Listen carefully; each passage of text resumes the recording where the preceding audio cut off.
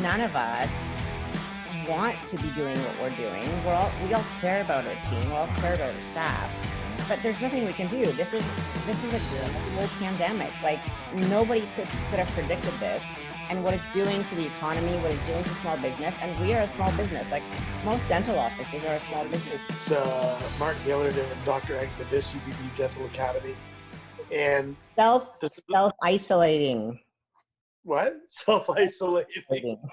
And we're coming to you at a very strange and trying time in our history as human beings, as a country as a whole. And I think, Agatha, our biggest thought is you're self-isolating at home and I'm self-isolating here is a lot of people are you, by the way? Because you've got like a giant pool and some nice trees behind you. So what's up with that? Self-isolating. It's a secret location where no corona has existed just yet. I think they call it a virtual background. Virtual's right. Virtual is right. Yeah. But in all seriousness, right now people are really feeling challenged, and they're looking to the leader, the CEO, the manager for answers. And the thing is, the people that we speak to most are those people. Yeah. And how are they handling it? And that's my biggest question. And what's being done with this time? Because, we've had this conversation before where we don't usually have time on our side. And now by default we do. And how are we using that to benefit us when this thing is behind us? Right. That's the thing. A lot of people are not using this time. A lot of people are just panicking and complaining and freaking out. That's the problem with what's going on right now. So you and I both want to shift that. And I think that's the key, is because now they say in times you can either ponder or you can plan. Yeah. And right now I think this is the ultimate time, especially for people in our industry, to plan. Yeah. It's time to plan, but it's time to plan. Cheers, since we can't do anything else tonight. It's time to plan for the future and not stress about today. So the reality is that what I'm hearing from a lot of our dentist friends is that everybody's freaking out and saying, oh my God, my business is going to fail. What am I going to do? But the reality is that this is not going to go on forever. We're all going to be back in our offices in, I don't know, a few weeks, hopefully.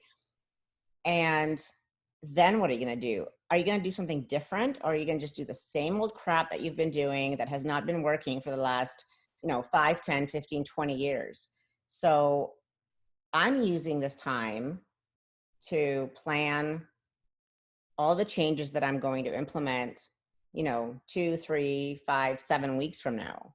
But I do hear a lot of, and I'm sure some people that are like freaking out right now. Who's freaking out? Yeah. Who's blaming? Yeah. Who's who's sharing the story of this horror story with each other? Yeah. And who's really taking pause to go, how can I make a difference? How do I make this not work for me, but what's good about this, so that when it's over, I can come out ahead of the game? Yeah. No, and I think that's where you really shine, is because, in all the conversations we've had and what we shared with our audiences, your whole thing is about strategic planning, knowing what your next step is, and try to be one step ahead of the curve.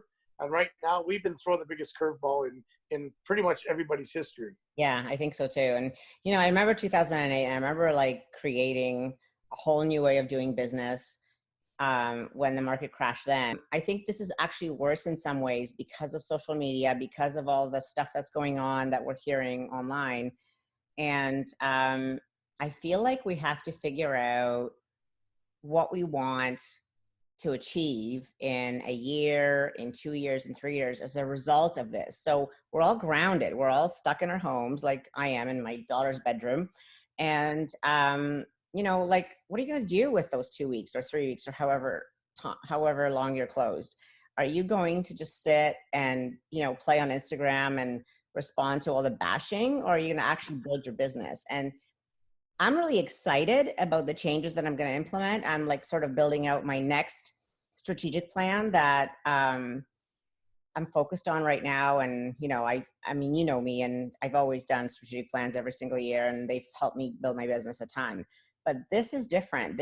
I feel like I have to restructure and change a bunch of stuff in terms of what we do in our office. And I'm spending the next 2 weeks focusing on how I'm going to do that and how I'm going to make it even better. When we finally get back to the new normal, Mm-hmm. our doors are not going to be, they're not going to be lineups outside our doors. So how is it you're planning to scale back? Because you're going to have to scale back, level up, and scale up again to where you were before all this took place. And as much as this has been really hard on a lot of people, Yeah. you know, we're laying people off in mass. I've always said it sucks to fire people, but no one's firing anybody. And I think that's one of the things that I'm seeing online is that a lot of staff is freaking out and, you know, bashing or complaining about their dentist. But none of us are like firing anybody. None of us are responsible for what's happened.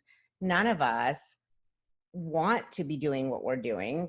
We all care about our team. We all care about our staff, but there's nothing we can do. This is a global pandemic. Like nobody could have predicted this, and what it's doing to the economy, what it's doing to small business. And we are a small business. Like most dental offices are a small business. We cannot continue to pay our people indefinitely, right? So what's going on is unprecedented. Like I have never seen something like this in my lifetime when it comes to being a dentist. And this too shall pass. And will you be a strong team player and leader in a few weeks moving forward? Or will you just bash and complain and whine about the time that you've lost or the money you've lost or, you know, how you've been treated in the last couple of weeks? So that's kind of where the strong will become stronger and the weak will fall apart. Absolutely. And I don't want to be cliche, but it is what it is. We're in the middle of this, and we've got to see it for, not to quote anybody we know, but we've got to see it for better than it is, and we've got to make it so. How are you slowly going to evolve your team back to where it needs to be? So I've been thinking about this for a few days, and it's funny. I always go right back to my basics, right? My strategic plan and my hygiene department. Like anytime, and I've been through this a couple of times now where, you know, the market fell apart, economy fell apart, and I always go get down to the basics. And I feel like this time is a little different. And I'm going to shift my practice. I'm not going to tell you how yet, because I'll probably like release it in about a week or so, but I'm writing my new strategic plan.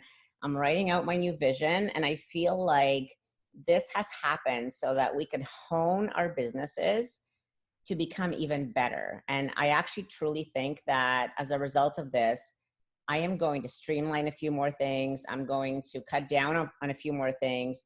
I'm going to become even more efficient than we've been. I mean, you know, my practice, we've been super efficient in a lot of systems. Yeah. This is the time where I'm going to sit down and actually focus on figuring out where we shine and build on that. And then where we're not so great and eliminate it. So I feel like this is the time to really look at your business, look at the strategic plan of your business, and go, okay, what am I good at? What am I really good at?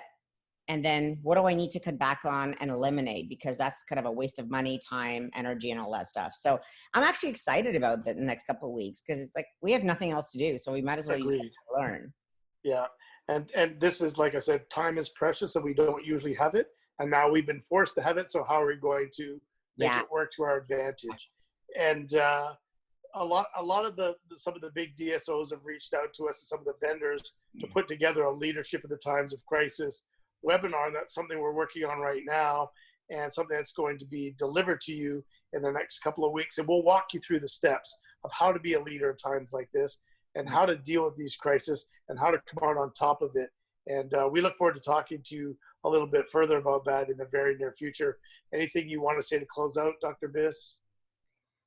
No, you know what? Just take care of you, take care of your family, but take this time instead of watching, you know, Netflix or, you know, binging on some shows, really focus on where you want your business to be in a year and work that out through it.